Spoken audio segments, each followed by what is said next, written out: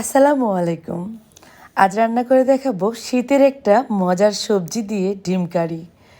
হ্যাঁ, এখন যেহেতু শীতে অ্যাভেলেবেল টমেটো পাওয়া যাচ্ছে, টমেটো দিয়ে রান্না হবে আজকের সসেস ডিম কারি। টমেটো সেদ্ধ করার জন্য 1/2 লিটার পানিতে আমি 1/2 কেজির মতো টমেটো একটু লবণ দিয়ে সেদ্ধ বসিয়ে দিচ্ছি। খুব ভালোভাবে গরম পানিতে ফুটিয়ে নিলেই টমেটো নরম হয়ে যাবে। টমেটোগুলো সেদ্ধ হতে হতে আমি এদিক থেকে সেদ্ধ ডিমগুলো ভেজে নিচ্ছি। তেলে সামান্য একটু লবণ দিয়ে হলুদ দিয়ে মাখিয়ে নিয়েছি ডিমগুলো, যাতে করে কড়াইতে ডিম লেগে না যায়, মানে ডিমগুলো ভেঙে না যায়। সেজন্য একটু লবণ দিলে ডিমটা সুন্দর ভাজা হবে। অনবরত ডিম নেড়েচেড়েই ভাজতে হয়। ডিমের গায়ের কালারটা চেঞ্জ হয়ে গেলে ডিমগুলো নামিয়ে নিচ্ছি। এদিকে আমার টমেটো সেদ্ধ হয়ে গেছে। সস টমেটো অনেক বেশি মজার। আমরা চাটনি তৈরি করি, তাই না? তার থেকেও বেশি মজা হবে আজকের এই সস টমেটো কারি। টমেটোগুলো একদমই নরম হয়ে গেছে। এই পর্যায়ে চাইলে কিন্তু আপনারা চালনি দিয়ে চেলেও নিতে পারেন বা ব্লেন্ডার জারে ব্লেন্ড করে নিতে পারেন। এখন যেহেতু শীতকাল, টমেটোটা বেশি বেশি পাওয়া যায়, আমরা চাইলে বাচ্চাদেরকে এভাবে করেই মজার মজার সুস্বাদু তরকারিগুলো তৈরি করে দিতে পারি।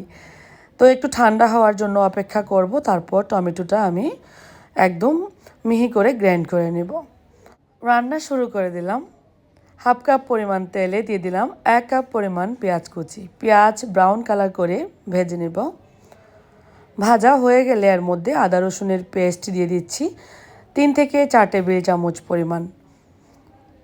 আদা রসুনের পেস্ট একটু বেশি পরিমাণে লাগবে। হলুদ গুঁড়া, ধনিয়া গুঁড়া, লবণ স্বাদ অনুযায়ী দিচ্ছি। লাল মরিচের গুঁড়াটা আপনাদের পছন্দ মতো দিবেন। যত পরিমাণ ঝাল দিবেন ততই কিন্তু টেস্ট বেড়ে যাবে। সবশেষে আমি জিরা গুঁড়া দিয়ে দিচ্ছি। জিরা গুঁড়াও দিলাম 1 টেবিল চামচ পরিমাণ। এখানে হলুদ গুঁড়া 1 টেবিল চামচ পরিমাণ দিয়েছি, আর লাল মরিচের গুঁড়া দিয়েছি 2 টেবিল চামচ পরিমাণ। 5-6টা কাঁচা মরিচ দিয়ে দিচ্ছি। এবার দিয়ে দিচ্ছি টমেটো ব্লেন্ড করে রাখা। এখানে অনেকটা পরিমাণ হয়েছে 1/2 কেজি টমেটোতে। কালারটা কিন্তু অনেক সুন্দর আসা শুরু করবে।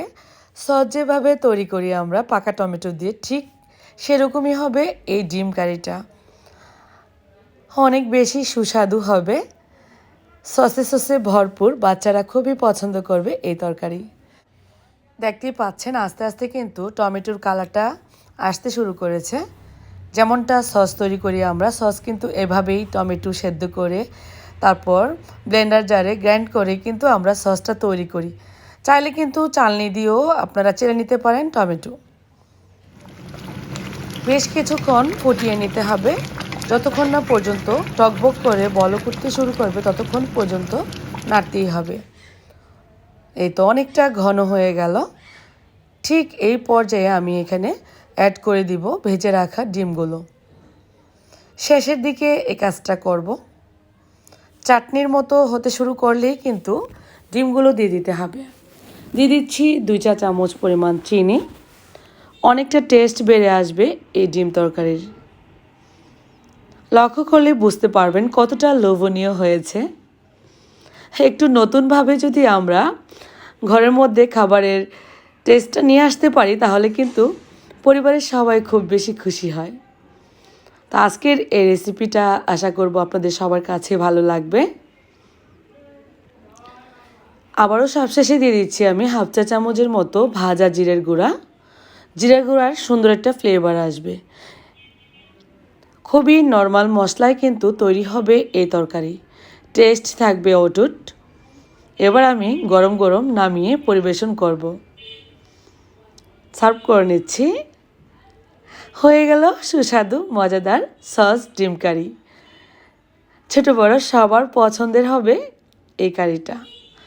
যখনই ঘরে মাছ মাংস খেতে ভালো লাগবে না, তৈরি করে ফেলবেন এই শীতে টমেটো সসের তরকারি। আশা করব রেসিপি ভালো লেগেছে। আজ তাহলে আমি বিদায় নিচ্ছি। আবার দেখা হবে নতুন রেসিপির সাথে। সেই পর্যন্ত সবাই ভালো থাকবেন, সুস্থ থাকবেন। আল্লাহ হাফেজ।